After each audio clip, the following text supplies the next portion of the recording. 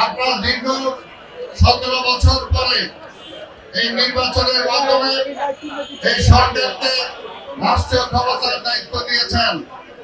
আমরা মাননীয় প্রধানমন্ত্রী তারেক রহমানের নেতৃত্বে ইনশাআল্লাহ জনগণের সকল দাবি দেওয়া আস্তে আস্তে আমরা সব পূরণ করার জন্য চেষ্টা করব।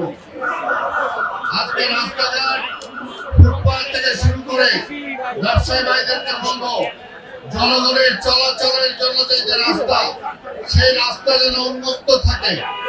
যত্রতত্র সব জায়গায় যদি আপনারা দোকান খুলে বসেন, হকারদের জায়গা করে দেন, তাহলে সাধারণ মানুষের যে ভোগান্তি, সেই বিষয়গুলো আপনাদেরকে মনে রাখতে হবে। আমরা চেষ্টা করবো ঈদের পরে ব্যবসায়ী ভাইদের সাথে বসে, হকার ভাইদের সাথে বসে এটার একটা সমঝোতা করার জন্য প্রয়োজনে আমরা সান্ধ্যকালে বাজারের ব্যবস্থা করব, মার্কেটের ব্যবস্থা করব, সেইখানে হকার ভাইদের ব্যবস্থা আমরা করে দেবো। কিন্তু মার্কেটগুলো যাতে সুন্দর থাকতে হবে, সাধারণ মানুষ যাতে মার্কেটে এসে তার দৈনন্দিন জীবনের কেনাকাটা স্বাচ্ছন্দ্য করতে পারে, সেটার জন্য আপনারা তাদের সেই সহযোগিতা করবেন। আজকে আমি আর বক্তব্য দীর্ঘায়িত না করে আপনাদেরকে বলবো যে আপনারা আমার নেত্রী বেগম খালেদা জিয়ার জন্য দোয়া করবেন।